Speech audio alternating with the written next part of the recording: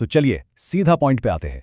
YouTube automation साल 2026, इसका future क्या है? आजकल हर क्रिएटर के दिमाग में बस यही सवाल घूम रहा है। चलिए आज हम मिलकर इस ब्लूप्रिंट को डीकोड करते हैं। और सवाल, वो ही सबसे बड़ा सवाल, क्या YouTube ऑटोमेशन जिंदा है या मुर्दा? हर तरफ बस यही डिस्कशन है, लेकिन फिक्र ना करें, आज इसका फाइनल आंसर मिलकर रहेगा। तो जवाब बिल्कुल साफ और सीधा है, हाँ, जिंदा है। लेकिन, और ये लेकिन बहुत बहुत इंपॉर्टेंट है, वो जो 2024 वाला कॉपी पेस्ट का तरीका था ना, वो मर चुका है, बिल्कुल खत्म हो चुका है। कामयाबी का रास्ता अब पूरी तरह बदल गया है।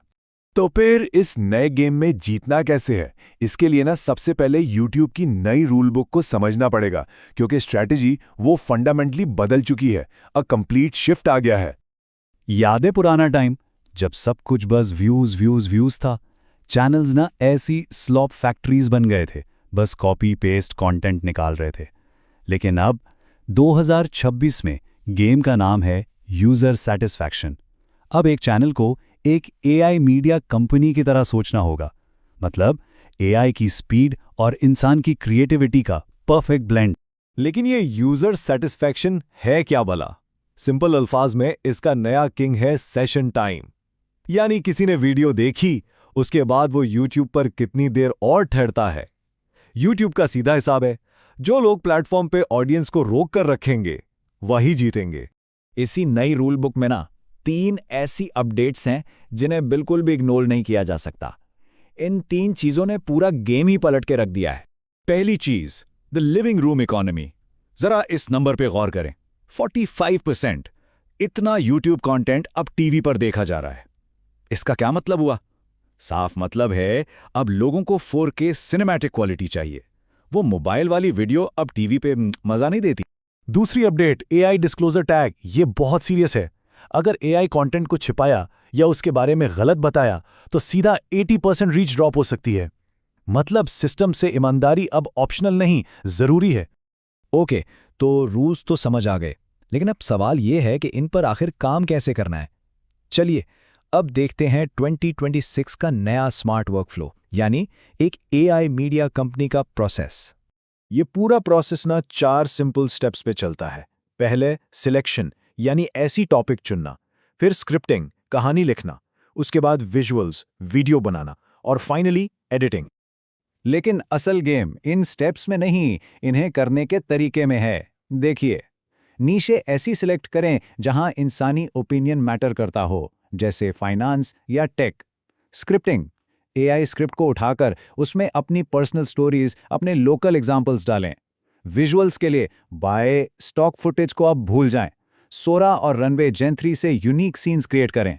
और एडिटिंग, हर 5 सेकंड में एक AI ट्रांजिशन डालें ताकि ऑडियंस की अटेंशन कहीं और ना जाए। ठीक है, रूल्स हो गए, वर्कफ्लो भी हो गया। अब आते हैं उस चीज पर जिसका सबको इंतजार होता है, कुछ अंदर की खबर। ये है एल्गोरिदम के वो हिडन सीक्रेट्स, वो अल्फा जो सबसे आगे रखेगा। Secret number 1, the human signal hack. इसका सिंपल मकसद है YouTube के AI को कन्विंस करना कि इस कंटेंट के पीछे एक असली इंसान है, भले ही इसमें AI का यूज हुआ हो।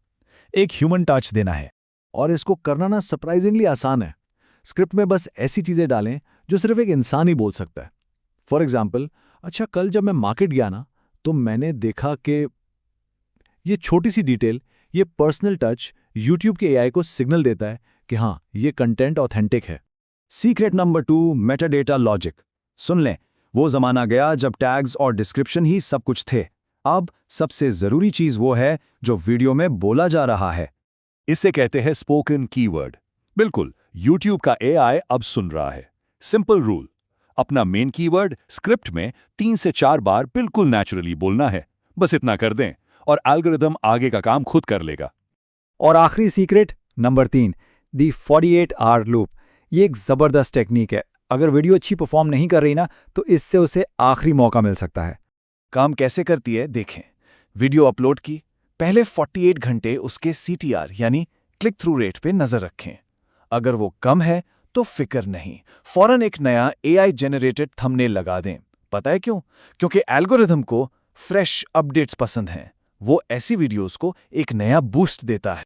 चलें, कंटेंट बन गया, एल्गोरिथम के सीक्रेट्स भी पता चल गए, लेकिन अब आते हैं उस सवाल पर जिसके लिए सब यहां हैं। पैसा कैसे बनाएं?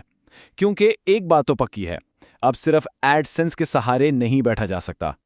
2026 में मोनेटाइजेशन का मतलब है एडसेंस से आगे जाना, और इस वक्त दो चीजें टॉप पर हैं, हाई इंटेंट ऑफर्स और नया YouTube शॉपिंग 2.0। अब इनको यूज कैसे करना है? बहुत सिंपल है। हाई इंटेंट ऑफर्स के लिए अपनी डिस्क्रिप्शन में AI एजेंट्स या डिजिटल टेम्पलेट्स जैसे प्रोडक्ट्स के लिंक्स डालें। और YouTube शॉपिंग 2.0, इससे तो प्रोडक्ट्स को डायरेक्ट वीडियो के अंदर ही टैग किया जा सकता है, मतलब ऑडियंस वीडियो देखते देखते बिना कहीं और जाए शॉपिंग कर सकती है। तो फिर इस सारी बहस का आखिरी वर्डिक्ट क्या है? सिंपल, YouTube ऑटोमेशन मरा नहीं है, ये बस पहले से कहीं ज्यादा स्मार्ट हो गया है। और जाते जाते बस एक बात हमेशा दिमाग में रखें, AI को अपना नौकर बनाएं, उसका गुलाम नहीं। कामयाबी उसी की है जो टेक्नोलॉजी को एक टूल की तरह यूज करता है, ना कि उसके सहारे जीता है। तो अब जब 2026 का ये पूरा ब्लूप्रिंट सबके सामने है, असल सवाल तो ये है कि इससे अब क्या नया बनाया जाएगा, क्या क्रिएट किया जाएगा।